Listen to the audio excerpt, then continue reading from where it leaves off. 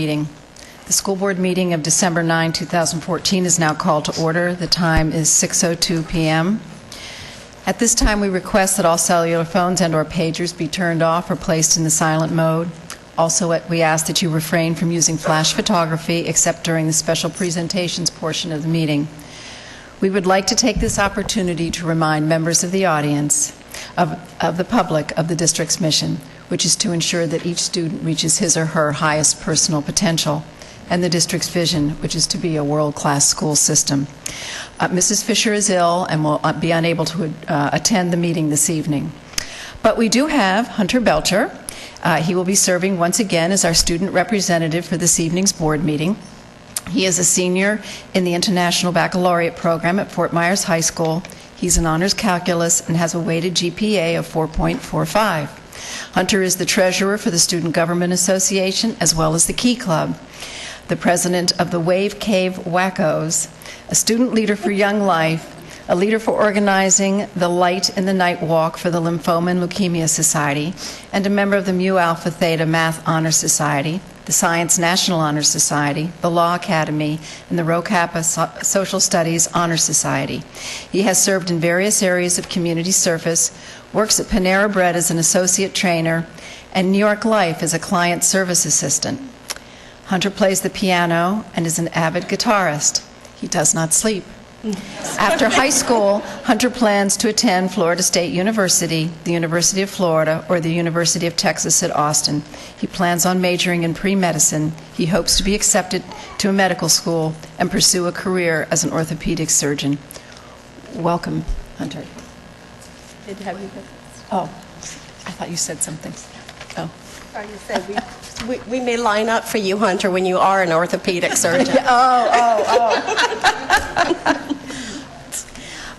This evening's agenda includes the invocation, the presentation of colors and Pledge of Allegiance, 3 recognitions, 1 acknowledgement, public comment, consent action items, which include 2 items under Executive Services, 5 items under Business and Finance, 12 items under Operations, 3 items under Teaching and Learning, 1 item under Unfinished Business tabled items, 3 superintendent recommendations, 1 attorney's recommendation, and 4 items under Other Business. Board members, is there a motion to accept the agenda? So moved. Second. Moved by Mrs. LaRiviere and seconded by Mrs. Dozier. All in favor, please signify by saying aye. Aye. Aye. Motion carries 4-0.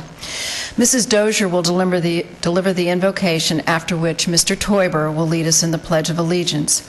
After the special presentations portion of the agenda, a brief recess will be called to allow those who wish to depart an opportunity to do so. Please rise for the invocation. Please bow your heads. Dear God, we thank you for the many blessings that you have bestowed upon us all, and thank you for the presence of all of the families that are represented here this evening. We thank you for the opportunity to gather here for this school board meeting tonight. Please guide each of us, members of the public, parents, students, and the board members and superintendent, as we speak to be respectful of others and use this opportunity as our time to make suggestions that will benefit our students and that will serve the district as well. We ask that you guide the superintendent as she brings forth all of her recommendations. Please guide each of us as a board and give us the wisdom to make the right decisions concerning all of the issues that are brought to the table this evening. We pray that this meeting will be successful, productive, and blessed. For all of this, we give you the glory for all that we will accomplish tonight. Amen. Please remain standing for the introduction of the cadet and the color guard. Introducing the cadet who will present the color guard tonight is Command Sergeant Major John Humphreys from the Mariner High School ROTC JROTC program. Sergeant Major Humphreys began teaching in the school district in 2002 after serving 26 years in the United States Army throughout the world. Sergeant Major Humphreys was selected this year as JROTC Subject Area Teacher of the Year for 2012-2013 and is recognized as one of the top exhibition drill coaches within Lee County. Sergeant. Thank you, sir. The national colors for Pledge of Allegiance tonight are presented by Cadet Lieutenant Colonel Casey Riles. Casey was born at the United States Marine Corps Base in Camp Pendleton, California. She is a Triton Battalion Commander within Mariner High School's Triton Brigade. She has been a cadet in JROTC for 3 years, as a varsity member of the marksmanship team, and has earned the Superior Cadet Award, the Order of the Lions Award, and an instructor badge. For the last 10 years, she has lived on Pine Island with her parents on a palm tree farm. Next fall, she hopes to attend the University of Central Florida to study public relations and photography. Ladies and gentlemen, please join me in saying the Pledge of Allegiance. I pledge allegiance to the flag of the United States of America and to the republic for which it stands, one nation under God, indivisible, with liberty and justice for all.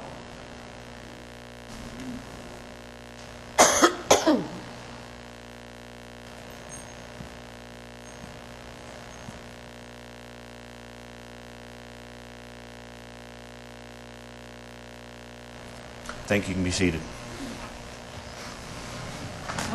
We can't be seated. Be seated. Oh, no, we can't be seated. They can be seated.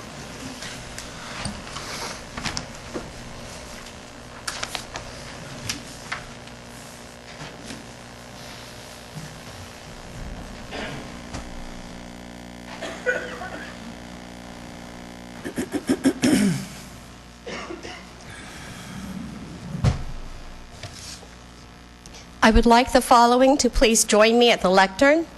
Miss Lori Brooks, Assistant Director, School Counseling Services. And Student Services, Miss Mary Lynn Rodriguez. Miss Linda Mitchell, Principal of Bonita Springs Middle. And Miss Joy Cooper, Arts AV Technology Teacher at Bonita Springs Middle. The board will recognize a student each month during the school year as the winner of the Character Education Digital Design Competition. The winner for the month of December is Brianna McCarthy, an 8th grade student at Bonita Springs Middle School for the arts. The school board and superintendent are pleased to congratulate Brianna for her creative design and supporting character education in our schools.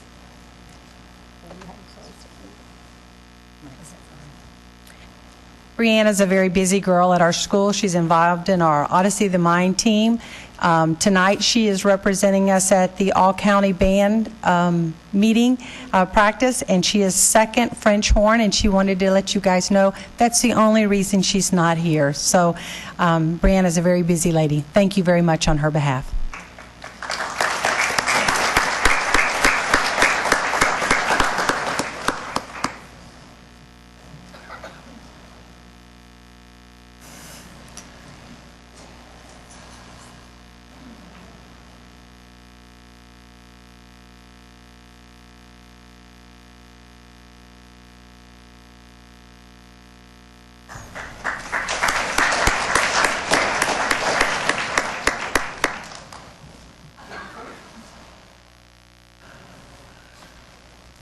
This time I would like to have please join me at the lectern Mr. Paul Carlin II, General Counsel of Broward County Public Schools, and Mr. Keith Martin, Board Attorney for Lee County Public Schools. The Florida School Board Attorneys Association C. Graham Carruthers Award of Excellence is given annually to honor a Florida school board attorney who has demonstrated excellence in the profession as exemplified by C. Graham Carruthers, Esquire. Graham Carruthers served as the school board attorney for Leon County School Board and editor of the FSBAA Journal for 35 years. He was one of the founders of the Florida School Board Attorneys Association and has always been ready to assist fellow school board attorneys facing the challenges of the multifaceted practice of school law. I would like to ask Mr. Carlin to step forward and say a few words for this year's recipient. Thank you. Nice to see you back. Good to see you.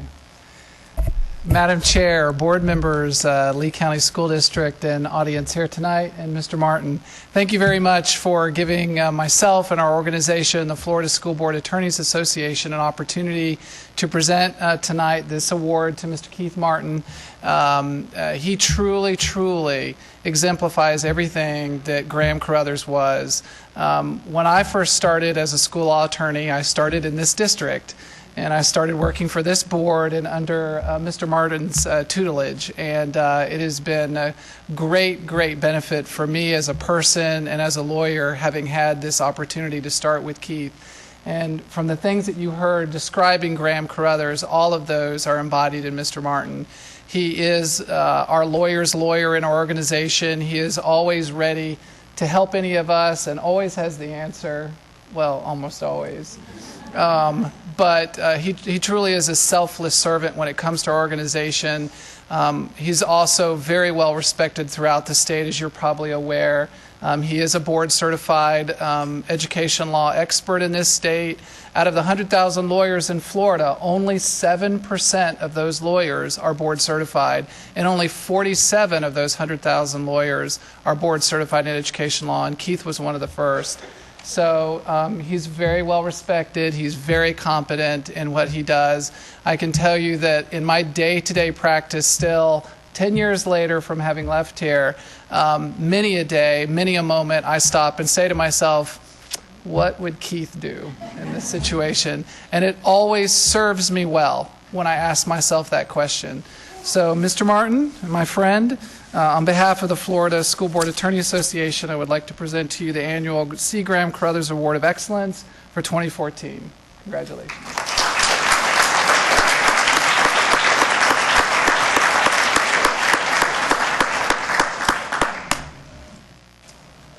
Don't worry, I won't be long. There's plenty of business left, and I have to stay for all of it. So, Paul, thank you for your kind words, and thank you so much for making the effort to be here. It's good to see you back in Fort Myers from the big city on the East Coast. I want to tell you all that the Florida School Board Attorneys Association is a wonderful organization.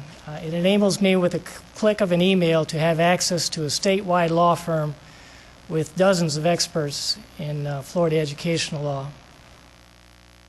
It is a wonderful resource, and I'm so thankful to the school board for supporting my participation, the participation of Mr. Doherty in that organization over the years. I believe it has enabled us to provide excellent legal service to the Lee County School District. I am very honored that my peers would provide this recognition this evening, but I do know that it's only a result of the support that I receive from others. From the school board, from the superintendent, thank you so much for your support of my work.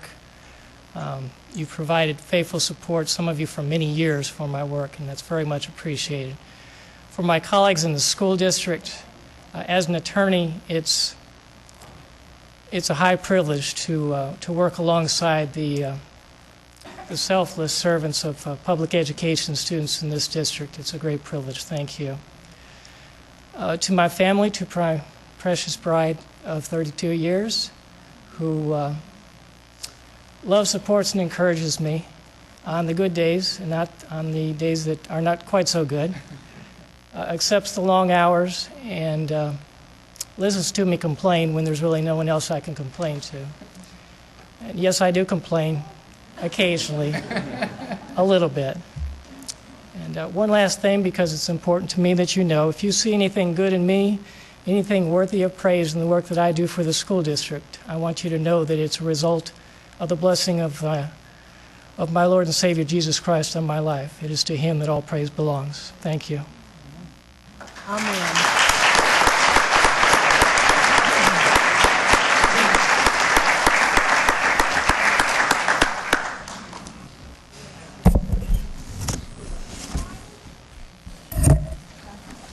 Thank you for saying that. I appreciate you saying that. Thank you.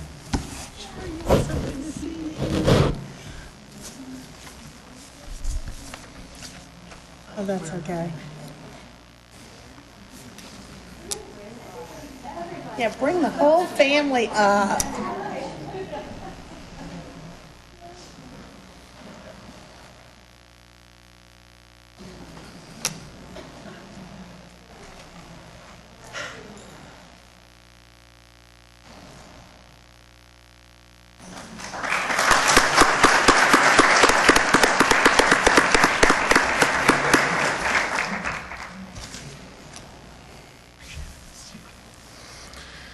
Each year, the district solicits entries for its annual holiday greeting display, and this year the event was open to our elementary school students. Once the entries are received, staff reviews them and votes for their favorites, which are displayed in our lobby throughout the holiday season, except for tonight.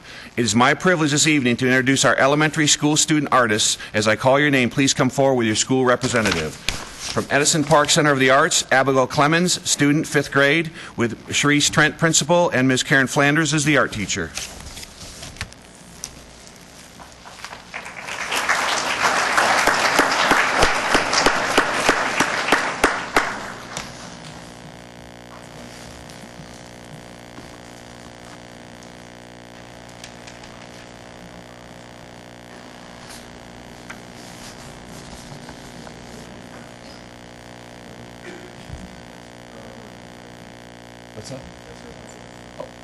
And if you look while they're getting ready for the picture, the artwork that she actually provided is up on the screen.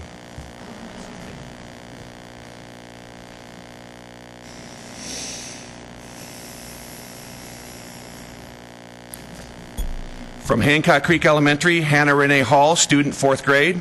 Ms. Denise Phillips Luster is the principal, and Danielle Hopkins, the art teacher.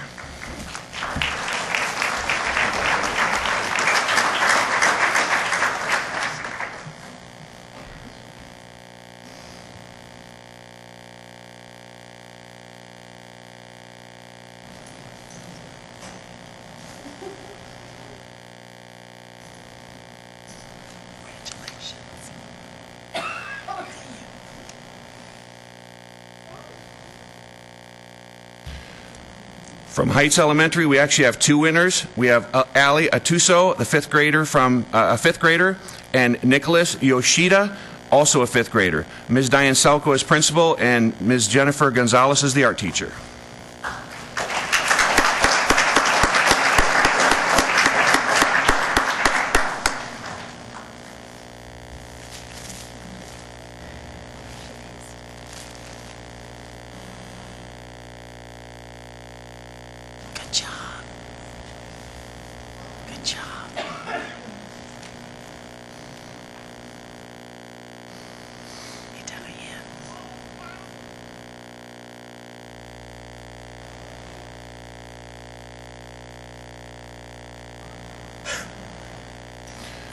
From Mirror Lakes Elementary, Fabiola Sanchez Medina, 5th grade, with Miss Sue Zellers, the principal, and Angela Weiss as the art teacher.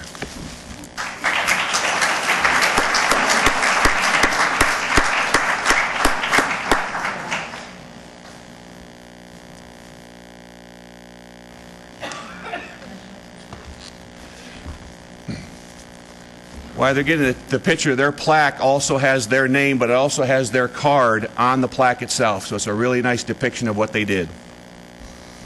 Congratulations.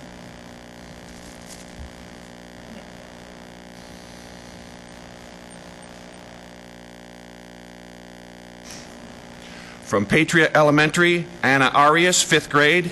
Mr. David Burgess is the principal. Chad Lyons is the art teacher.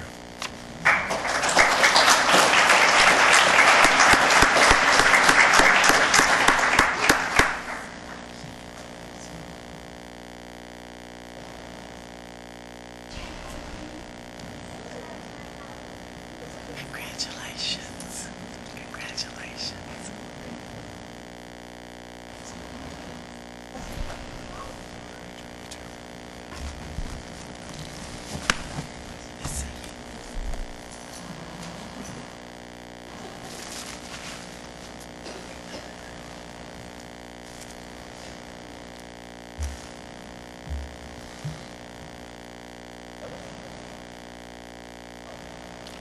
And finally, from Pelican Elementary, Melissa Elizondo, 5th grade. Mr. Ed Carter is the principal. Anna Marie Seeley, the art teacher.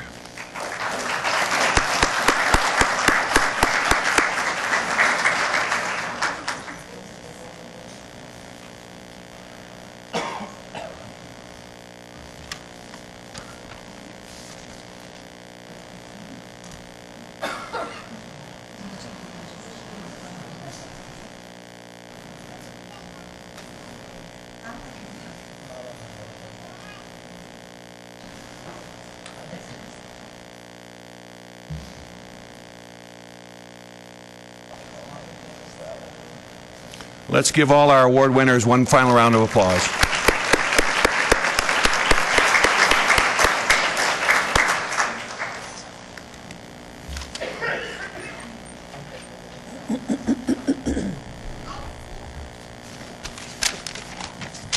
is the cutest thing. Look at her, she is so cute. This month's character word of the month is kindness or compassion, demonstrating concern for the well-being of others, giving support and showing empathy.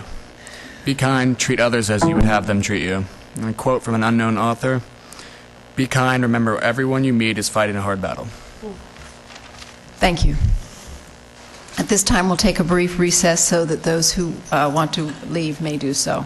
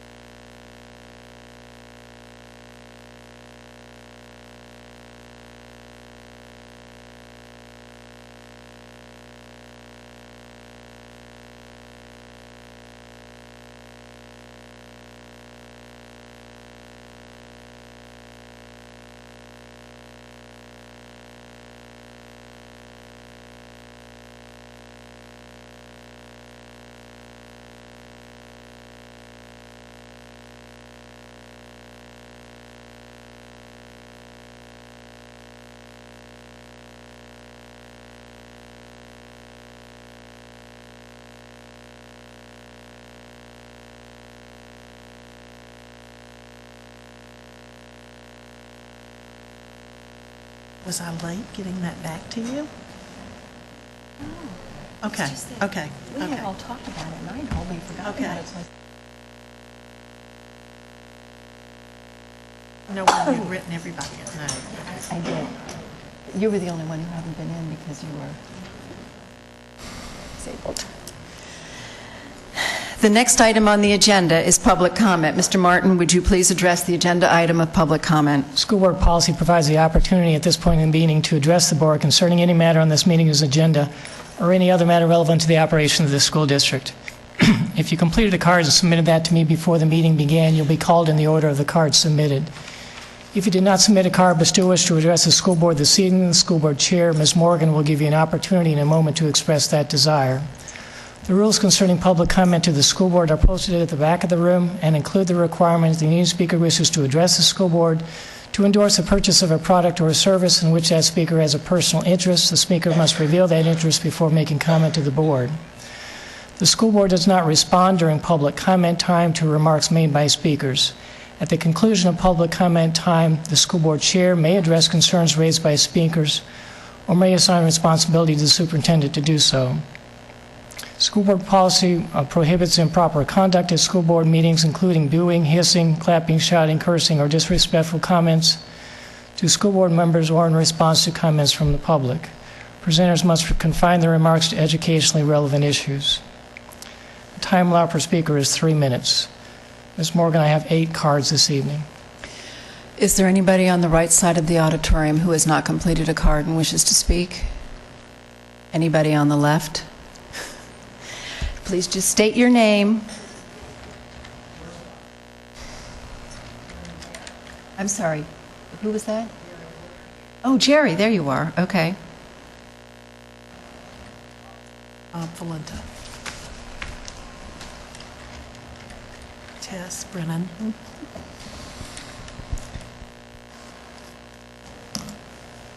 Okay, Mr. Martin, would you please call the first card? First card this evening is from Robert Schaefer.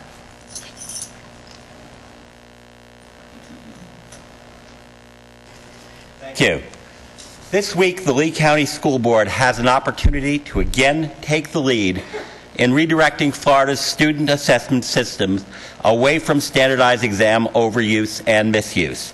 On tomorrow's special meeting agenda is a proposal from the superintendent to recommend that the board direct its legislative consultant to request the local delegation to file and sponsor legislation to 1, reduce the overall amount of state testing, and 2, eliminate high-stakes penalties for students in schools for no less than 2 years while the new tests are fully vetted. Superintendent Graham's proposal moves in a positive direction, but it does not go nearly far enough to address the problems of test and punish overkill. It is, for example, far weaker than the statement adopted last week by the Florida School Boards Association, with some of you in attendance, which demands that the state halt the use of test results for any purpose other than diagnostics. And FSBA also calls for an overhaul of federal law to reduce the testing mandates, to promote multiple forms of assessment of student learning and school quality, and to remove any fixed mandates for the use of student test scores in evaluating educators. I'll leave you some copies of that so you can peruse what a strong resolution looks like. It is not sufficient at this stage for Lee County simply to blame Tallahassee and advocate a short suspension of some flawed policies. Major changes are needed in state, federal, and district policies. Consistent with previous fair test recommendations, the Lee School Board should, 1, conduct a comprehensive audit of all standardized exams currently administered in district schools with a clear explanation of which level of government requires each test. 2, sponsor a public workshop so that parents, educators, community leaders, and other concerned Lee County residents can discuss current assessment policies. 3, clarify district procedures for students who refuse to take the test so that those not taking the exam are offered educational opportunities and not forced to sit and stare during testing time. Rewrite the district student progression plan to ensure that all non-test alternatives are clearly identified and explained in easy-to-understand language in both English and Spanish. Ensure that teacher portfolios are assembled for students in 3rd grade so that they have an alternative to the state's grade promotion test, and determine the percentage of students who have not taken the SAT and ACT, and find ways to fund their test taking so they have an alternative to the state's high-stakes graduation test. Finally, convene a public forum to brief the Lee County legislative delegation about why policies need to change at the same level. Thank you, Mr. Schaefer. Your time's up, sir. Next speaker is Yepram Dervahanian.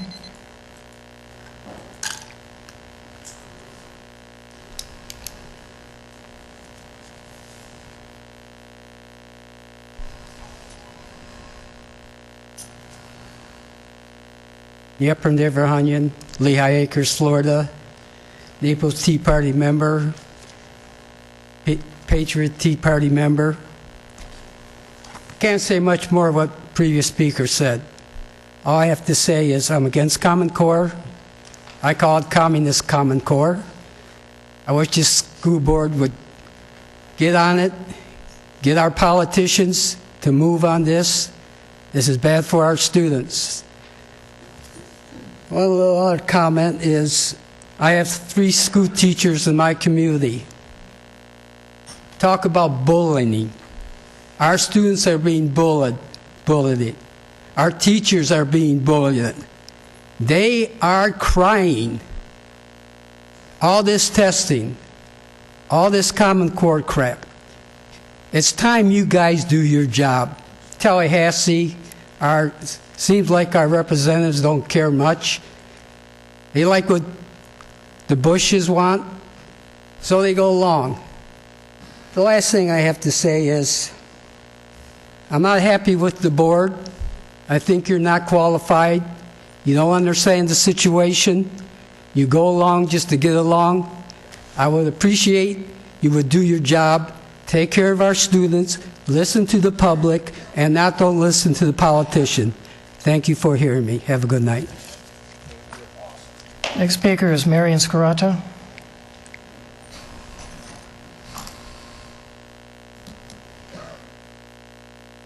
Good evening.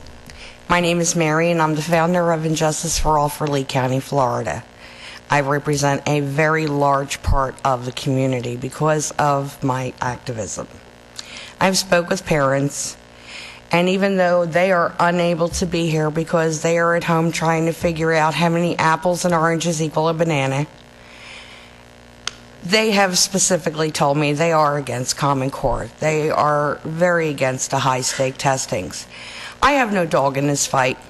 I'm a grandmother of 5.5 kids. One's pregnant. And to be really honest with you, the bottom line here is it is not the school board.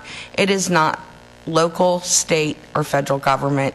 The Supreme Court had reaffirmed back in 2000 that it is the parent that has the control of the child. And if the parents choose to opt their children out of Common Core or high stakes by law, in accordance with the Supreme Court, they can. So, and with that, I yield. Next speaker is Chris Quackenbush.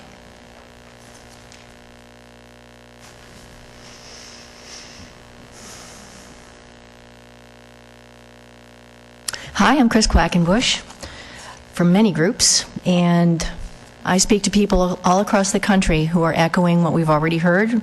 Bob Schaefer's suggestions are great. I hope you will listen to them.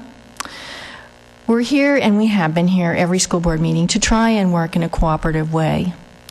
But unfortunately, the article that appeared in the Tampa Bay Times shows us that this is not a two-way street, and it's very unfortunate.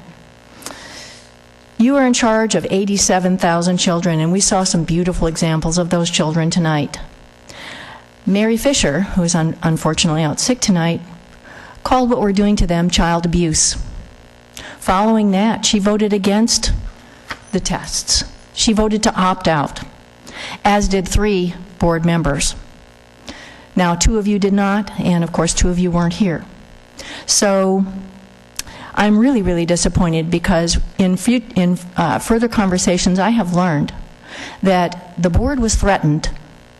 Someone called from the financial institution which funds our district and said they were going to pull the funding or increase the interest rates. Now I'm following up on the details, but it's no surprise when Mary came back, she changed her mind because of that. In the article, I was so troubled when it was alleged by our superintendent that we in the audience have a political agenda. Au contraire, it's the people who are imposing the tests and Common Core that have the political agenda. We are protecting the children. We are here unpaid citizens, and we deserve our 3 minutes. We don't deserve to be called names, and we don't deserve to be denigrated as we were. I think that we are owed an apology by Nancy Graham, publicly and in writing and in the newspaper. When we talk about political agenda, what I mean is Thanksgiving a hurtful holiday? That's what our kids are being told in school. The Pilgrims were the first terrorists. That's what our children are being taught in school. George Washington was anything but a man of the people is a quote right out of our text, AP US History. Ronald Reagan, a charismatic leader who sometimes invented his own past and believed in it. That's a quote out of the book. It's no wonder our children are joining ISIS and Islam, because Islam is being jammed down their throats in every book, in every English text, in every history text, even in math. You need to look at what is going on in our schools and protect our 87,000 children. That is what we hired you to do. Each of you ran, well, except for Kathleen, Thank you, Ms. Quackenbush. Next speaker is Mary Orthodoxoy.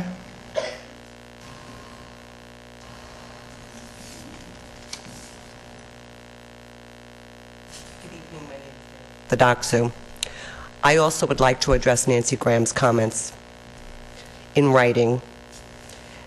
How disgusting that you disrespected the citizens of this county, that you disrespected the students of this county, and you disrespected this school board that instructed you months ago to find alternatives to the high-stake testing. You have not done that to this date. Again, I am asking that this board hold this woman accountable for the damage she is doing to our children, for disrespecting the parents and the students and you people sitting up there. Has she given you any report on how she's changing the high-stake testing? I want answers tonight. I want the termination of Nancy Graham immediately. Thank you. Next speaker is Lori Fahey.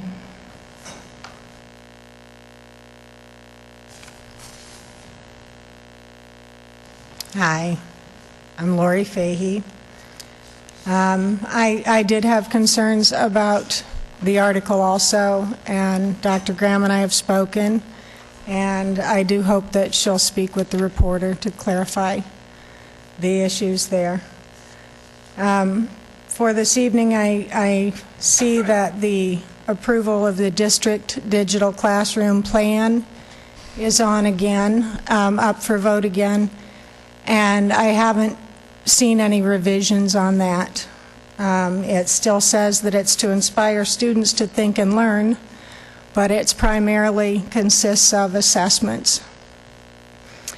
And with that, I'd like to point out that we still do not have any research-based instruction for our children with dyslexia. I don't think that the digital classroom is going to address that either.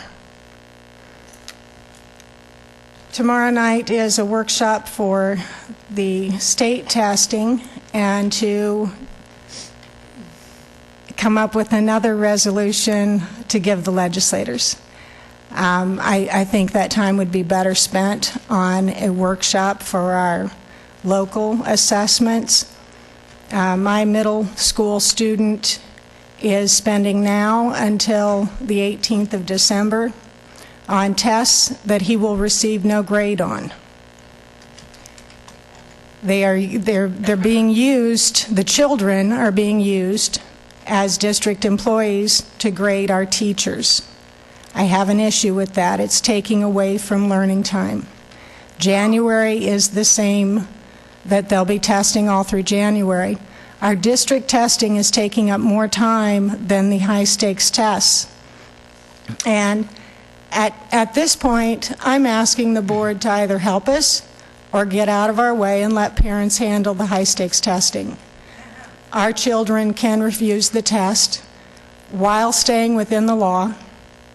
We've only asked you to help us so that they don't have to sit there for 70 minutes. If they need to do that, they will. But I think we need a workshop and a briefing on the tests that the children are being given now that's taking up their learning time, and I hope you'll work on that. Next speaker is Tara Jenner.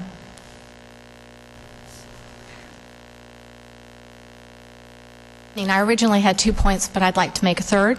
Mr. Martin, I congratulate you on your recognition this evening, and I also thank you very much for recognizing that your gifts and talents come from the Lord. I would encourage you, however, to remember that God does not want us to be lukewarm. Please use your legal acumen to think outside the box, push the envelope, and look to our Constitution that shows where the power lies, and that's with the people. Board members, I would like to encourage you to think about something. Two things, actually, and Ms. Graham, same thing. First off, there was a comment at least a couple of weeks ago that said that there were not enough teachers in order to man an academic setting for those students that were either completed with their testing and waiting for other students to get through with retesting, or those that opted out. And I propose this: there are plenty of parents that are willing to come into the classroom, whether they are public school parents or homeschool educators, and I, for one, would be one that would step up and volunteer.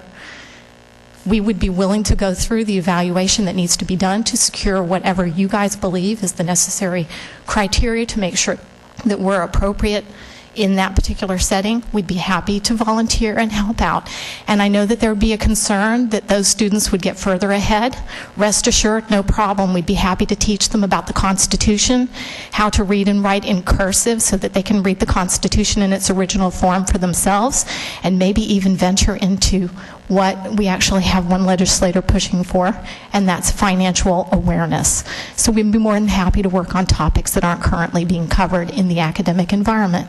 The third thing is I've had a number of parents come up here talking about the fact that they want an answer on how they can legally opt out.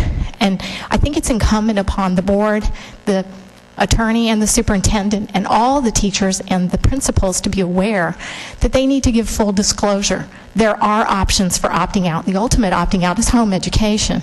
There are a lot of people, like myself, who chose home education long before standardized testing and Common Core came into play. There are a lot of people that are going into it for that reason alone. It doesn't need to be made as a sarcastic, snotty comment like we've had by a couple of principals that have come in here that say, if you don't like it, go do Common Core, or go do homeschooling if you don't like Common Core. It's not a second-rate option. It is a viable third alternative along with private education and home education, and it doesn't need to be thrown out there as a, you can do this because it's second-rate. And secondly, it needs to be noted, those of us that do home educate, we're not copping out, we're not running away from the system. We're here, we're working with our public school and our private school counterparts because this is not a specific educational issue. This is a countrywide issue, and it's a constitutional issue. So these are some things that I would encourage you to consider. Bone up on this, because right now your home education office, when anyone calls to find out about homeschooling, they're told go to the website. Thank you, Ms. Jenny. Your time's up, ma'am. Next speaker is Simon Susko. Thank you.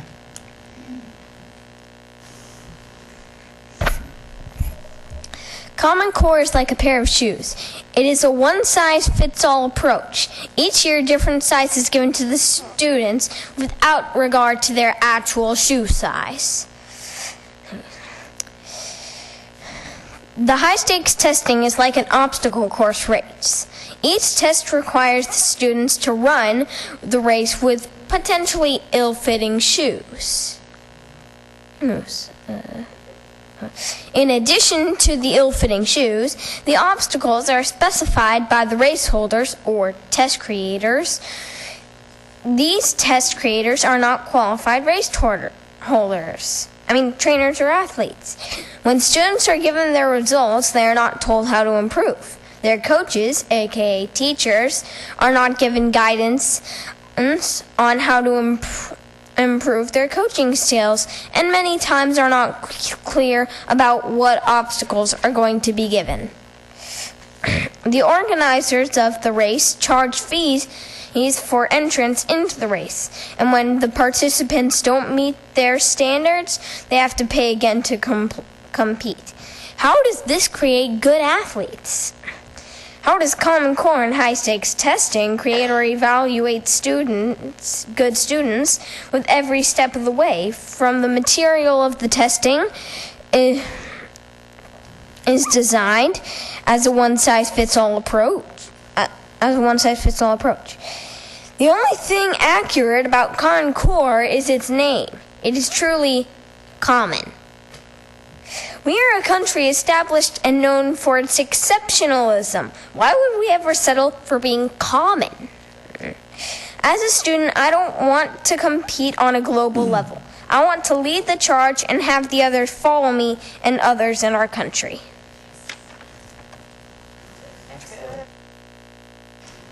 Those are all the cards. Mr. Fox.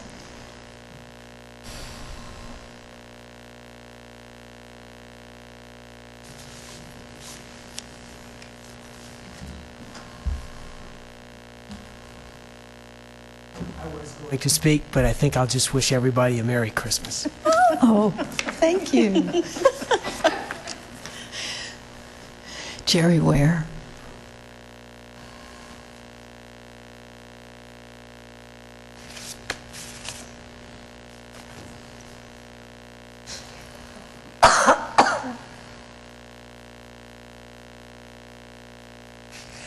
My name is Jerry Ware, as you stated. To the school board members and to Dr. Graham, thank you for the opportunity to express my concerns once again. For the past board meeting this year, I have expressed my concern for the failing schools serving the children who reside predominantly in 33916, 33905. Primarily, I've asked that you exert efforts to save the children at James Stephens, because this is a school that is continuing to fail. I want to thank you, Mrs. Morgan, for taking out your time to sit and listen to me. And I know I wore you out, Mr. Tober, at the event. I know you didn't come there to hear me, but you got my rap. So thank you for listening to me. This failure has many contributing factors, but most of importance, it is due to an ineffective administrator. No one seems to be listening or is doing anything to correct this problem. As I stated before, the school had a very effective administrator in that of Denise Lester, who has a track record of improving failing schools. I don't understand why she was not allowed to return to James Stephens and provided all of the resources this current administrator is being provided. This school needs a staff that really wants to be there and understand the needs of these children. Mrs. Luster wants to be at James Stephens, confirmed by her to me. Mrs. Hayes seemed to be convinced that this school will survive under the current conditions. I will continue pleading my cause and monitor its results. Just recently, I was informed that in order to check out from school, staff has to go directly into Mrs. Barfield's office to sign out. What happens if she's away from our office and the staff only has 25 minutes? Just another example of poor decision making. Once again, Dr. Bohatch provided me with statistical data about the in-school and out-school suspensions. I was floored. You need to be aware. Make a comparison of how many children in school suspensions at Franklin Park with James Stephens. 0 at Franklin Park, 120 for this year, and we've only been there a few months. 120 out of school suspensions. 0 at Franklin Park, 103 at James Stephens. It is outrageous that little elementary school children are being suspended. Should not be. I think you need to check on it. Has anyone paid any attention to this suspension rate? Why so many elementary children are being out of school? On another note, I have concerns regarding the placement of minorities in administrative positions. The only way this was achieved was under the court order. I wonder if... Thank you, Ms. Way. Your time is up, ma'am. Mr. Valenta.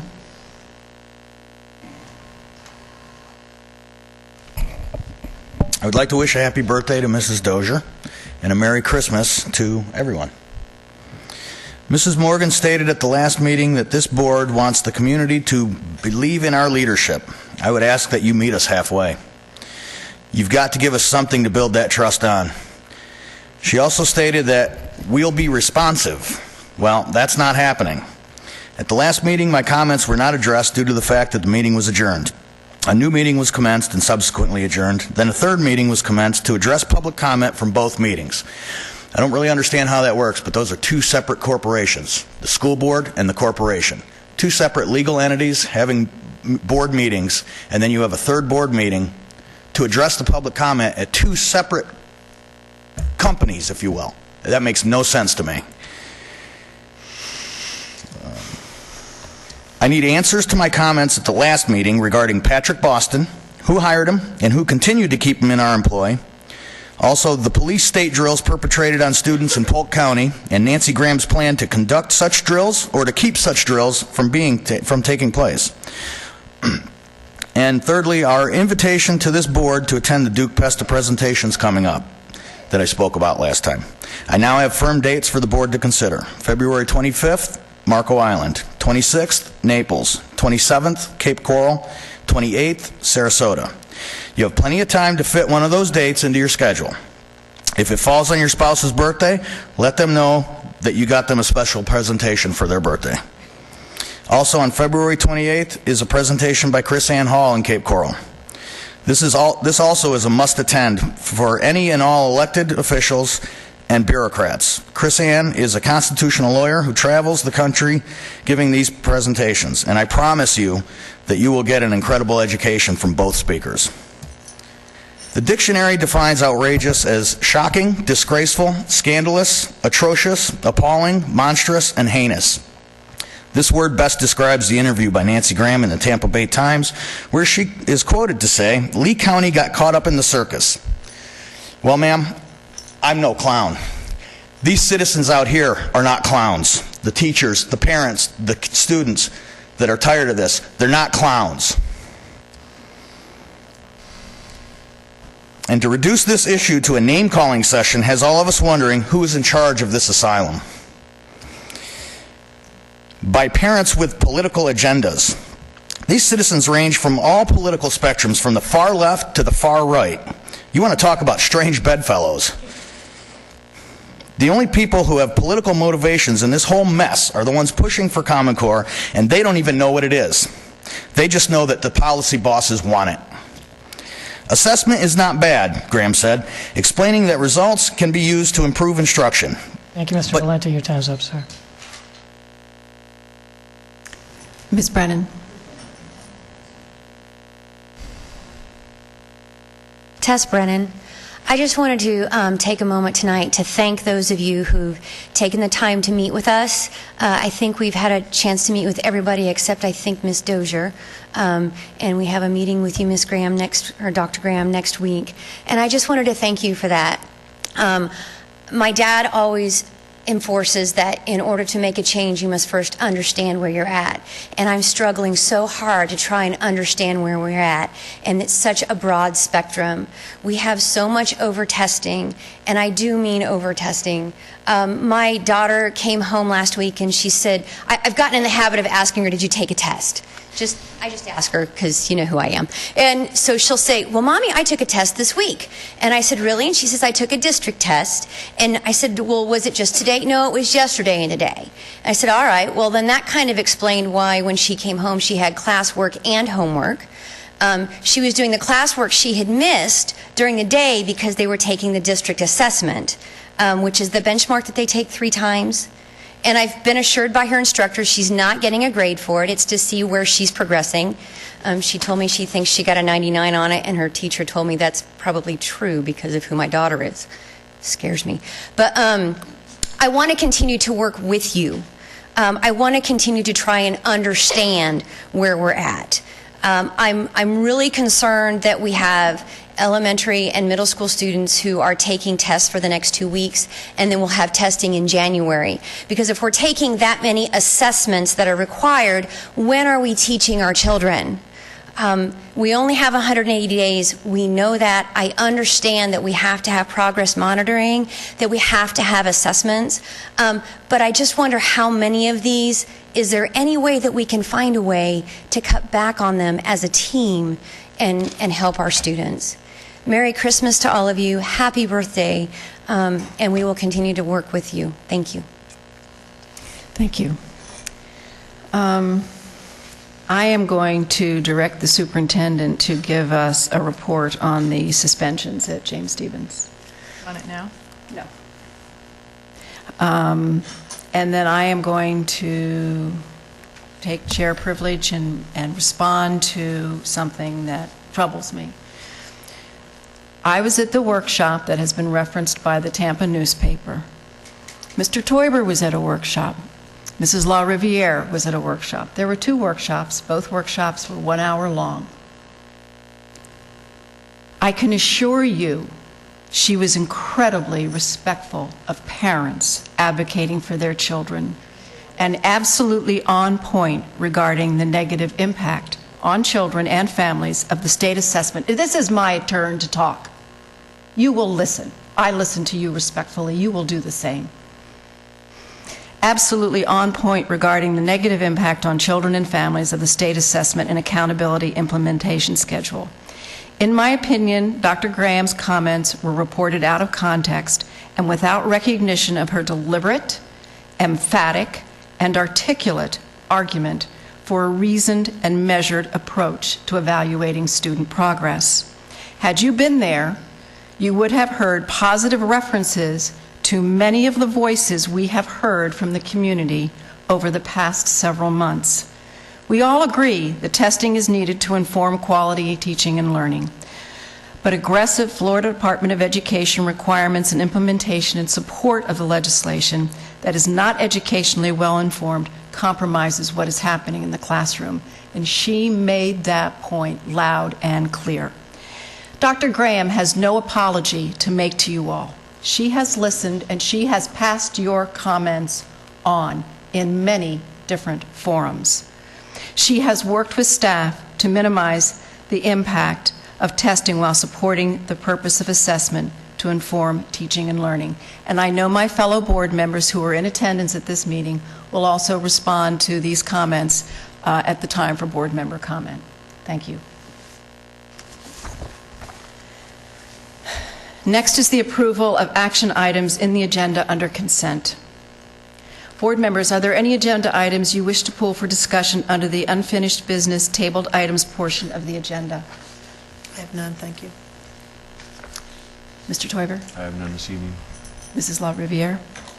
And I have none. Is there a motion to approve the agenda's consent action items with the exception of the pulled items, forgive me. Is there a motion to approve the agenda's consent action items? So moved. Second. Moved by Mr. Teuber, seconded by Mrs. La Riviere. All those in favor, please signify by saying aye. Aye. Motion carries 4-0. Unfinished business tabled items. We have one pool to address. Is there a motion for the pooled item? So moved. Ms. Morgan, the motion's already been made. Table. Oh, it's on the table? Okay. It's ready for discussion. All right, so discussion. Mrs. Dozier. Well, and I'm going to address one of the comments that was made.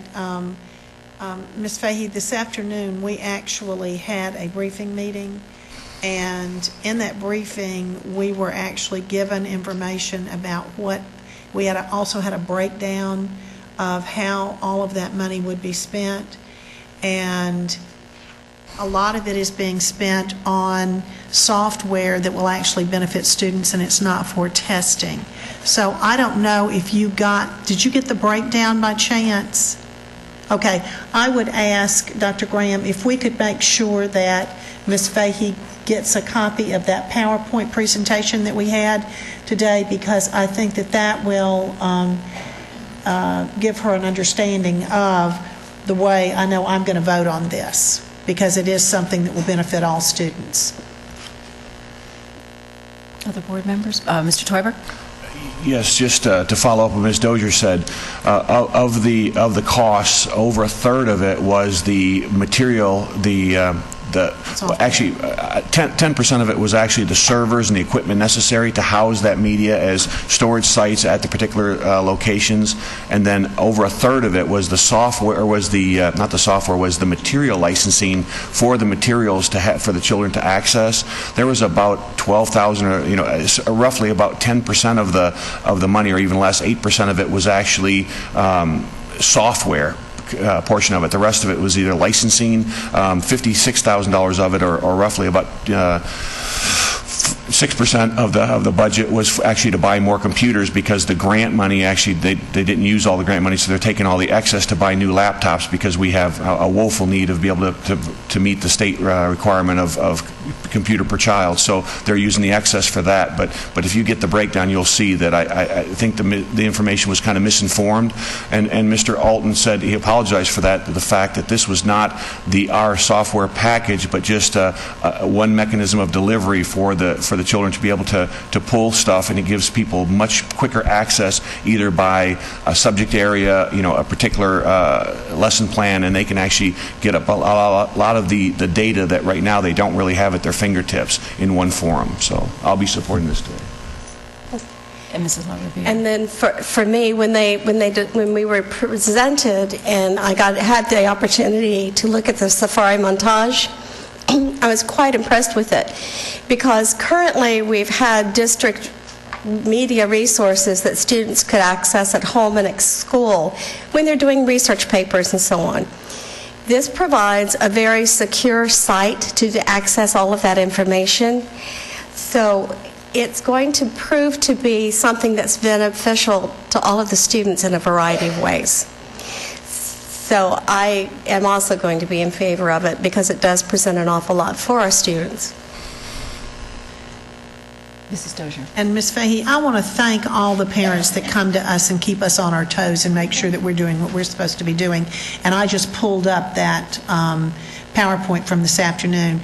And I'm going to give you a breakdown, but you're still going to get a copy of this PowerPoint.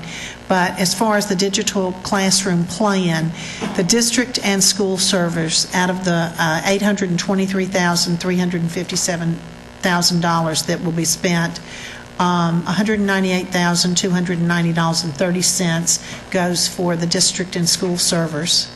The learning object repository, $112,582.50. K through 12 instructional content to your licensing, $337,000. That's where the biggest chunk goes. $539.46. Installation, training, and support, $92,895.49. And then laptops, $82,049.25. And while the presentation was given, I think that you will see that it enhances curriculum and it enhances work for the students to have higher achievement in different subjects. And it was a well-presented component this afternoon at the briefing meeting. And if we had had that to begin with and had that understanding, there may not have been the fact that I know I misunderstood what the actual recommendation was. So thank you for making us aware of that. Any other discussion? All those in favor, please signify by saying aye. Aye. Motion carries 4-0. Oops. Okay, superintendent's recommendations. Dr. Graham. Approval of a 3-year agreement with Focus School Software for gradebook software licensing, implementation services, training services, and support and maintenance fees for the period December 10th, 2014 through December 9th, 2017 at a total cost of $735,400, and recommend authorization for the first-year expenditure of $439,400 according to the milestones in the agreement. Approval authorizes the superintendent to execute all related documents. Board members, you've heard the superintendent's recommendation. Is there a motion to approve? So moved. Moved by Mrs. Dozier, seconded by Ms. LaRiviere. Any discussion, Mrs. Dozier? I'm going to address this issue on that. Anytime we get our agenda, one of the things that as board members we should do is to speak to any agenda that we have, any agenda item that we have concerns about. And when I saw this, several flags came up after reading the agenda item. The first flag was, have the teachers actually, been are they going to have the proper training? Do they feel comfortable with this? Is this something that we need? Where's the data? Show me that. Well, first of all, the biggest piece of data is we can no longer support the company that we've used in the past for gradebook. It's gone out of business. So that was a real easy one on me. And then we went through an RFP process, and I guess I'm sharing this because sometimes it sounds like we just sit up here and nod our heads at things, but as board members, we do have conversations weekly with the superintendent talking about issues that we have concerns about. When a parent brings a concern to me, I immediately go to the superintendent with it. And so I had a concern about this agenda item, not only when I see a cost of a certain thing and what it is, but all of my questions were answered satisfactorily, and every reason and rationale pieces that Dr. Graham presented me with lets me know that as a board member I need to support this agenda item. So thank you. Thank you. Board members, any other discussion? Mrs. LaRiviere? Just one other discussion. One of the pieces that I did find out even prior to it coming up for the agenda, and speaking with staff members who have been working with the Focus, This Focus program that we're getting covers so much more than what we were getting with Gradebook. It has potential to be used in a lot of areas that we would be spending extra money to get other supplemental pieces. So we are benefiting in many ways through Focus. Okay, board members, all in favor of the motion, please signify by saying aye. Aye. Aye. Motion carries 4-0. Dr. Graham. Approval to renew RFP number R116987JM for computers and support services awarded to CDW Government LLC and United Data Technologies for the first renewal period of January 10th, 2015 through January 9th, 2016 at the estimated annual expenditure of $12 million pursuant to the same terms and conditions as previously approved by the board. Approval authorizes the superintendent to execute all related documents. Board members, you've heard the superintendent's recommendation. Is there a motion to approve? So moved. Moved by Mrs. Dozier, seconded by Mr. Teuber. Any discussion? All in favor, please signify by saying aye. Aye. Aye. Motion carries 4-0. Dr. Graham. Approval for a one-time increase to the estimated annual expenditure for bid number B1471181CP for the purchase of office supplies for schools, departments, and the district warehouse to Brame School Products, Contract Paper Group, Inc., Marco Office Supply, Furniture and Printing, Inc., National Art and School Supplies, Office Depot, Inc., Pyramid School Products, School Specialty, Standard Stationery, Staples Contract and Commercial, Inc., and Quill Corporation by $400,000 for a total estimated annual expenditure not to exceed $1 million pursuant to the same terms and conditions as previously approved by the board. Approval authorizes the superintendent to execute all related documents. Is there a motion to approve? So moved. Moved by Mrs. Dozier, seconded by Ms. LaRiviere. Any discussion? Well, I'll just say that this is a normal general business expenditure that we have every year, and I will support it. And I will ask the superintendent to explain why a significant increase. The increase comes as a result of multiple needs by schools. This covers schools and the district office, and sometimes it is difficult to estimate the need based on growth. I can tell you that it is not the expectation that we will necessarily spend all this, but this is so that it is available should we need to. This is a district-wide expenditure. And you and I had a conversation, and I can tell you that I will have the conversation with school-based folks in particular to look at how they are using their office products and their paper products, because we're working really hard at the district office to become as close to paperless as possible, so that based on our conversation, that conversation will occur. But it is not unusual to ask for an increase after the year gets started. But it is a significant increase in an area where we have ample opportunity to reduce cost. Agreed. Any other discussion? All those in favor, please signify by saying aye. Aye. Opposed, like sign. Aye. Motion carries 3-1. Mr. Martin. Yes, Ms. Morgan, board members, I have one recommendation this evening, which is approval of the appointments to the Value Adjustment Board. This is a matter the school board discussed at its organizational workshop. So this evening, I recommend board approval of the appointment of Mrs. Jeannie Dozier as the school board member to the Value Adjustment Board with Mr. Stephen Teuber as the alternate school board member. Board members, you've heard the attorney's recommendation. Is there a motion to approve? So moved. Seconded by Mrs. LaRiviere, seconded by Mrs. Dozier. Any discussion? Seeing none, all in favor, please signify by all those in favor, please signify by saying aye. Aye. Aye. Motion carries 4-0. Mrs. Morgan, before you yes. all start your comments, I forgot to, Saw him after the come in, consent too. agenda. I have two introductions to make. One is Ashley Lamar, who has moved from coordinator of school development to the principal at Royal Palm Exceptional Center. Mr. Lamar has his master's degree in exceptional student education, has worked with children with similar needs of those that attend Royal Palm, and we are very excited to have him as the new leader of that school. I forgot to congratulate Mr. Perry last meeting. He retired at the end of November, thus the opening at the school. So, Mr. Lamar, welcome to principalhood.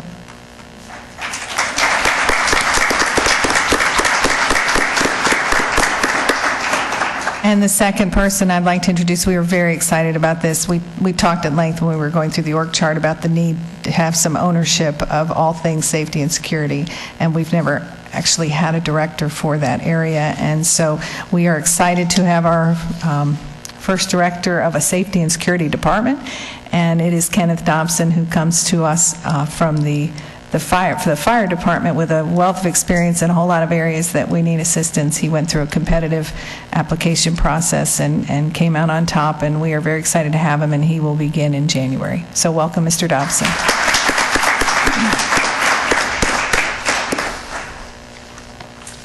Board member comments. Mrs. Dozier. Thank you. I am going to address several of the comments. Thank you for the birthday wishes, the two of you that gave me those. I appreciate that. Mr. Schaefer, I certainly hope that you are letting your voice be heard at other board meetings as well as ours, because I know that as we talk to different people around the states, this is, I have told everybody that I come in contact with, this is something that we have got to address. And I have to say that I agree with Mrs. Mrs. Fisher, and I'm sorry that she's not here this evening to say that, but when you say it's verging on abuse, I agree with that. As far as I hear all of you, and I did have a conversation with Dr. Graham immediately. Someone sent me a link to the Tampa Bay Tribune, I think it's the Tampa Bay Tribune article that was in the paper. And I had, let me explain what I did. Before I had my conversation with Dr. Graham, I called a couple of people that I knew had attended the meeting, and I asked them what their take was on Dr. Graham. Well, one lady that lives over on the East Coast that really doesn't know Dr. Graham, but she had nothing but accolades for Dr. Graham, her vision, and we were so fortunate to have her here in this community. I mean, and it was unsolicited when she contacted me, and I was going to, she was one of the people that I was going to contact, but since she had already given me those comments, and it was before she contacted me, gave me those comments, then after I got that, I called her back and I said, well, then after seeing Dr. Graham, you sat in on that presentation. Yes, I did, and I was very impressed. I said, okay. And I asked her about some issues in there, and she said, Jeannie, I think that was taken out of contents. And I said, okay, all right. And then I called a couple of other people. And then I actually had a conversation with Dr. Graham about it yesterday, and I wanted to give her the opportunity to talk about it before I contacted the person that I was talking to yesterday. So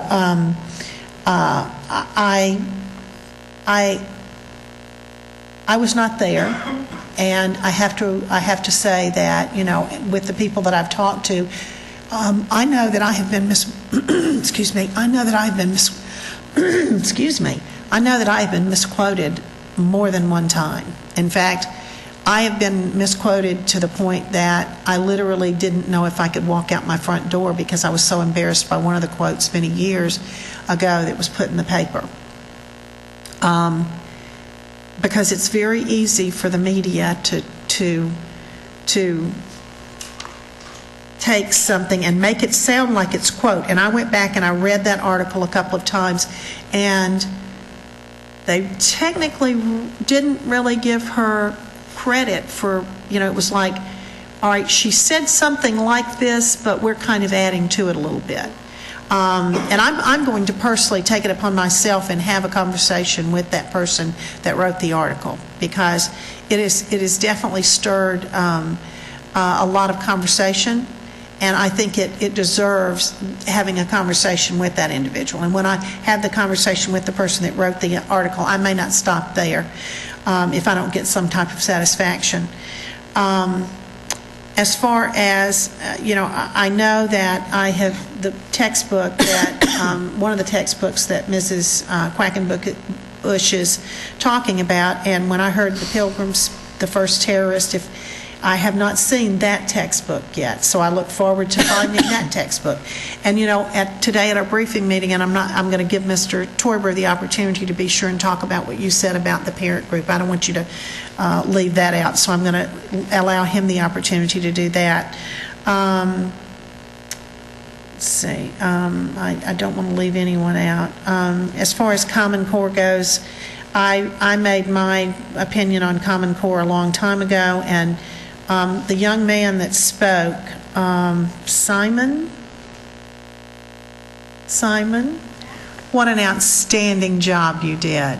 I want to commend you for the way you handled yourself. I want to commend you for the way that you spoke. Not only did you put actual factual information in there, but you also brought levity to a very serious topic. And, you know, anytime you can do that, that shows the mark of a good leader. And the fact that you said you don't want to be a follower, you want to be a leader, I look forward to that, because it's faces like yours that give me hope that I know that this country's going to be okay. Because I know that one day you will be a leader, because you were able to lead tonight by standing up and modeling some outstanding diplomacy the way you spoke this evening. So thank you for that. Jerry, I will be more than happy to meet with you if you will call my office. In fact, I've had a knee issue, and I'm not going to call it a health issue. My brain's okay, but my knees are giving out on me. So if you'll call my office, I'll be glad to set up a meeting with you, and Tess, you as well. I'm willing to meet with anybody that wants to meet. Bob, I was trying to write down the places and dates, and I don't take shorthand. Yeah. So if you would please email me those dates, I would appreciate it, as well as as well as the Chris Ann thing, because I wrote down, I got, I think, 2. Awesome. Okay, well, and I've heard about her. So anyway, thank you for that. Okay, thank you for that. I want to wish all of our families a blessed holiday, and I'm going to take the opportunity to say Merry Christmas, because Christmas is in my life, and I want to applaud Mr. Martin for giving God the glory for his accomplishments in his life, because it is also through God that I give him the glory for my accomplishments. And I just hope everybody has a very safe, wonderful holiday, and everybody comes back, and we're going to have a wonderful year. Thank you. Mr. Toiber. Thank you, Madam Chair. I'd like to start out, I guess the first thing, because there's a whole lot of people talking about what happened up in Tampa. Well, there was 2 sessions, and most of our board went to the second session. I was the only board member that went to the first session, and it was standing room only. And I moved over, and we made room for a seat, and Jeff sat right next to me. So I know what he heard, because he sat next to me, and he introduced himself and gave me his card, and I already have put a call into him this morning to call me back, and we still have to. But even more importantly, I taped what was transpired, and I already sent it to one person, and I offer to all of you that want to actually hear what she said word for word, get to me, and I will send you the conversation. But just to tell for the whole public's edification, if you don't want to listen to 18 minutes on Common Core, it was actually all the board members, or a great deal of board members for around the state. We were all there. The FSBA, you know, people wonder about why we're doing what we're doing Wednesday, and I'll get to that in a minute. But the Senator Mumford from the FADS, the Superintendent's Alliance, is actually going to introduce a bill, and it's going to be it's going to cover everything. It is the omnibus of the high stakes testing, reducing the testing, all of it's in one bill, and it's quite extensive, and it's quite inclusive. The FSBA chose to make their referendum and their resolution to coincide with Mumford's bill, and so they're going that direction. And that's good. So that's already going to have a supportive bill on both the Senate and the House side. What this board is attempting to do tomorrow is to say, look, if that goes, that's great. But if it doesn't, you're going from 0 to, from everything or nothing. And we felt, well, that's good. If it goes, we certainly support it. And we voted at the general meeting, we voted to pass that resolution as the FSBA, and all of us voted to support it. but we still think it's prudent to say what do we think we can get our legislative delegation, because they ask, that we could actually get them to say, yeah, I'll sponsor this, and they'll run with it. So now we have a local delegate that you can get a hold of, because he works for you, and they work for you, and get us. And I'm going to work with a Senate sponsor and a state sponsor. I'm the legislative liaison. That what our board decides to do in our language to get something, our cornerstone, to say what's important for us. And that's what we're going to try to do tomorrow, and I encourage everybody to be there at 6 o'clock, because we have some ideas, but we really want to hear from everybody. But the speech that Dr. Graham gave, she told the Fort Myers story, or the Lee County story, and she was very and respectful to the people, the parents that cared. She did say that everybody comes here has an agenda. Well, that's true. You wouldn't be here if you didn't. Some people's agenda may be not that the agenda is wrong or it isn't, but everybody has an agenda or you wouldn't be here. So that was not an incorrect statement. The part she said about the circus, when she finally got done with the whole Lee County story, she told about a song or a poem, and she said it's a song or a story about a circus, and she said no matter how flamboyant the circus is, never forget the heart of a child. And she was telling us that all the stuff we do, because she already had articulated more than once that all the goals that what everybody views here on the board, and even Dr. Graham herself and the people out in the public, are not that far apart. And the people I met with, when I met with Tess and I met with Bob, everybody's getting real convoluted on the different, the differences between Common Core, excessive testing, and high stakes testing. They're all different. Now they're all related, and I acknowledge that. But what happens is if you clump them all together, then it's easy for the people that we're going against to go squirrel, and all of a sudden now we're looking at something different. We really have to focus on all three of those issues just as hard and understand they're related, but we really have to have focused efforts if we want to make a change. So that's our goal, is to kind of see what we can do to get incremental focused change if the omnibus doesn't pass. So that's kind of where we are. And same thing with the test. Now, going back to Mr. Valente, you still had two more issues that you couldn't finish, because 3 minutes, I don't know how you can articulate anything in 3 minutes. I can't, you can tell. I'm trying. But I offered the last meeting, but most of you had left. And I said that to all the people that came up and spoke, that get with me personally. Let's, send me an email. I'll set up a meeting. You and I can speak half hour, whatever it takes. But there's no way we can fix or understand your position until we both hear, and you know how complex they are. You have a lot more to share, and so do I, and so does all the people that came up. And I said there's a whole lot of parents that are doing a whole lot more homework on this particular issue than we are, because we have a whole lot of issues, and we welcome that data, but you can't do it at three minutes. So continue to speak 3 minutes and give us the attention, that's fine, but I'm offering to actually do that, and I know all the rest of the board speaks the same way. We really want to hear from you, but in a forum where we can actually exchange ideas and work for a common ground solution. So I look forward to that, and Mr. Valente and Ms. Dozier already said we need the dates, so you're going to email those. And like I said, and the tape, if I can figure out how to change it from audio note to some type of audio form everybody can hear. That's why I was a little bit late today. I'm figuring that out, but I'll have it to you.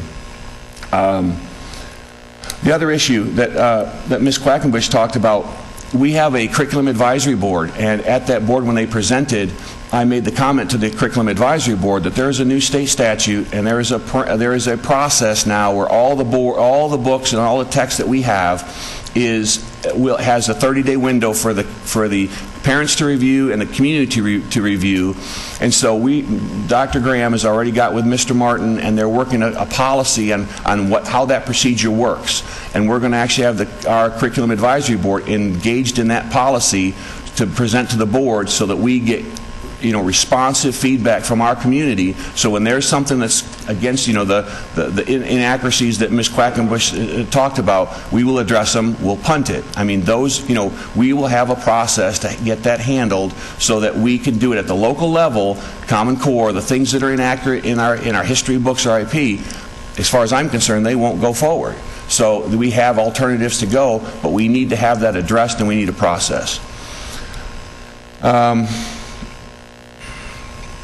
Lastly, I think Dr. Graham, when she's going to have time to speak, Tess Brennan talked about the number of tests and the reduction. I know they've been working hard to get some reduction in our testing, and I'll let her speak to that because she's far more adept at speaking to that than I am. And the last thing, too, Simon, the analogy you made was spot on. It was great, and I applaud you for coming and speaking to us. And again, I also, too, wish everybody a good holiday. So thank you. Mrs. LaRiviere. Well, Simon, I'm just going to mention you first. Before I started, was originally not going to go into education. I was originally a theater major. So I watch you and I observe you. I see that face. I see that excitement when you speak and the little slant you'd say on the words to just add that extra punch. I appreciate that, and I appreciate the way that you wrote your whole piece. So thank you. Thank you very much. Wow, lots of things to talk about. Yes, I was at the workshop last week. Yes, Dr. Graham had her notes right there and was following everything. And if you look at the article, there's only one piece that's an actual direct quote. Everything else is some of the snippets that were pulled together. But there are some pieces that I wonder, especially one phrase that the writer would put in there, and I need to listen to the tape to make sure. I don't believe she said those 3 little words. Yeah. Okay. So the point is, it's important for all of us to get a lot of the information, including us. But I ask you to, I make prejudgments. I'm just like you. And sometimes I have an assumption. And my assumption, or my frame of reference, sometimes taints the reality, and then my perception becomes the reality or my truth. But that does not mean that it is the true truth. And so it behooves all of us to speak and to communicate and to listen to things from all perspectives and make sure we're taking all pieces into account, especially when we're dealing with newspaper articles, because I do know that they take things out of context and things get kind of twisted and were not what the original intent was. Mr. Valenta, thank you for sharing the dates. Thank you that you're going to be getting those to us. And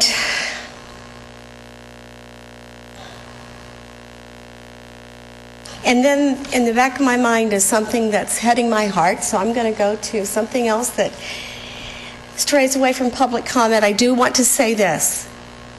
Call the office and schedule an appointment to meet with me.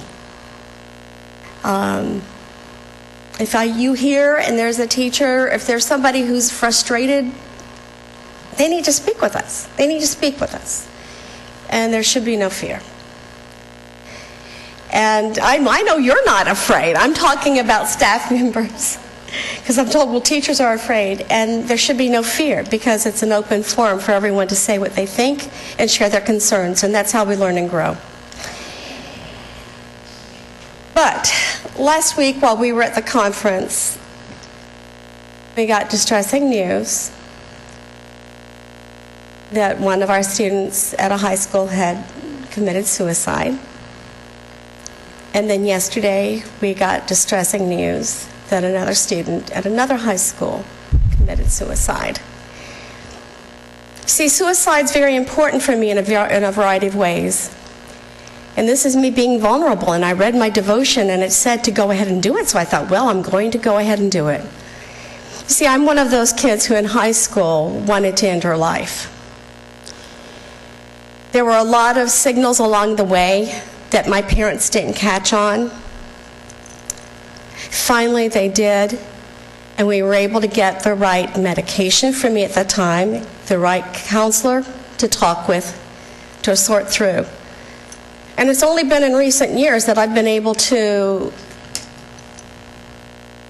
my brain has allowed me to see and know some things that happened to me as a child that led up to all of those pieces. We have a world that is hurting. In our quote for this month's character word, it says, "Be kind. Remember, everyone you meet is fighting a hard battle." And so as we approach the holiday seasons, as I get prepared during this Advent time to remember the coming of Christ on that first Advent, as I celebrate and I remember the miracles with friends who celebrate Hanukkah and the hope that comes with that holiday, I wish for family members who are hurting, because there are people hurting. I wish for those of you who are in families, that there are no real hurts or no bad memories, but there's lots of joy. But I wish you peace and hope and joy during this time, and that in the midst of it,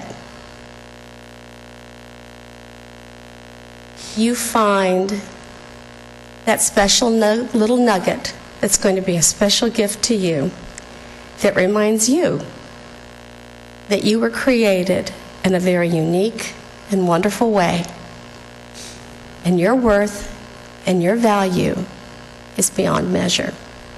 I just wish all of you a very Merry Christmas. Mr. Belcher. Well, I'd just like to thank you for giving me the opportunity to be here, not only once but twice, because not many people get to be in the position that I am right now. And also, I'd just like to thank all the parents that are here. It's very gratifying to see that there's parents that actually are caring for the kids at such a young age, because I have plenty of friends whose parents don't even know what classes they're taking. I mean, so it's very nice to see that there are parents who are out there trying to reach their kids' personal goals and to reach their full potential. So thank you again for having me. I truly do appreciate it. And I just want to say thank you again also to the students who have spoken with us, because they're the ones that we need to hear from. And we do respect their voice, and we know that it's hard for you to do that. And thank you very much. And I wish everyone a wonderful holiday also. Mr. Martin. Yes, Ms. Morgan, board members, one issue.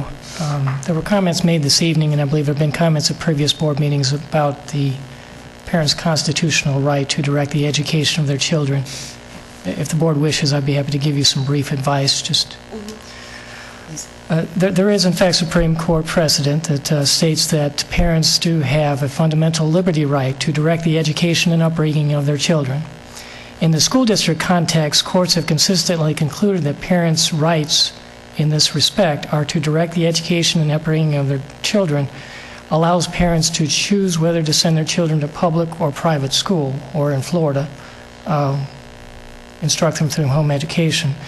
However, parents do not have a fundamental right generally to direct how a public school teaches their child, nor to direct the content or the timing of examinations. That's my advice. Merry Christmas. Thank you. Dr. Graham. The issue with testing between now and winter break, I had a conversation with some elementary people and also some district staff today. We believe there are several issues going on. The STAR test is happening right now, and that is a requirement of progress monitoring for VAM. VAM is one of the things that personally I have vehemently opposed since it started, and I've been very vocal about that with the Superintendent's Association and anybody that'll listen, also with local legislators. So that is occurring. We also believe that there are many teachers who are calling a lot of things assessment and tests that are just part of the regular operation of school. An email was sent, or I asked for an email to be sent today, and I believe it was, to remind principals that they need to check with the teachers and see exactly what it is they're doing, that children are going home and saying they're being tested every day. There may be children that are in a testing situation each day. There may be some. It is not all children all day, every day. Part of our struggle at this point is that the electronic requirements for some of the assessments. I think I've told you this before, when we had pen and pencil, we could do some things in a much shorter period of time because everybody could do it at the same time. But the reality of our hardware, sometimes we have to spread those things out. So I talked to one parent today, and I said each time we hear one of these issues, the more specific information, the better it is addressed. We did a blanket reminder to principals today. I heard some particular concern about 5th grade, and so asked specifically for principals to please check and see exactly what it is that teachers are doing. Part of this is, the reality is, teachers have been told they can choose what they do. The only things that we ask them that they have to do are the progress monitoring. Right now, that's the STAR, and I'm mainly talking about elementary at this point. So we do look into each concern. There has been no direction to give more assessments than the state requires. Again, I do believe some of this is nomenclature and semantics, because teachers are calling things assessment and test that may be just something as simple as a spelling test. I know that's not what the parents are talking about, but there is some of that happening as well. So we are on it, we continue to be on it, and as we get specific information, we check into it. The other thing, I rarely respond to anything that is said, because I think in my role I'm just expected to take what is said. I do want to tell you that I'm unaccustomed to being defended or having to defend my integrity. So I greatly appreciate the comments that you made, because you were in the workshop, except for Ms. Dozier, who couldn't be there. I also want to tell you, no one from the Tampa Tribune spoke to me. And I was told that our communications director, somebody asked and said, and the person was told that the reporter said he wasn't allowed to speak to me. What Ms. Chandler did was she asked him to wait until I was finished speaking to Wink, because they're local. They followed me to Tampa so that they could have an interview, and so they got their interview first. No other reporter. I think what he did is he gave Amity his card and said, call me anytime. So I told our story because the School Board Association asked me to, and I believe I represented the district well, and I believe I was respectful of those who we talked about. One of the questions that I answered was, what is the community saying? And my comment was that there are many, many people in the community saying many things, and that every community has people as active as ours, and we are trying to respond. I had several board members from other areas of the state say, thank you for telling this story, because we heard so many just wild things, and it was good to hear exactly what happened. So I thank you for being supportive. I thank you that you attended. And again, I usually say very little, but I just believe I needed to say that tonight. I wish everyone a very, very restful break and a peaceful holiday, and I look forward to the new year, and it does continue to be a privilege to serve this board and this district and this community. Thank you. Thank you. The next scheduled meetings of the board: tomorrow, December 10th, there's a school board workshop at 6 p.m., followed by a special school board meeting at 7 p.m. On January 13th, 2015, there is a school board briefing meeting at 2 p.m. and a school board action meeting at 6 p.m. At this point, having no other business to come before this body, I will entertain a motion. So moved. Moved by Mrs. LaRiviere. Second. Seconded by Mr. Teuber. All in favor? Aye. This meeting is adjourned.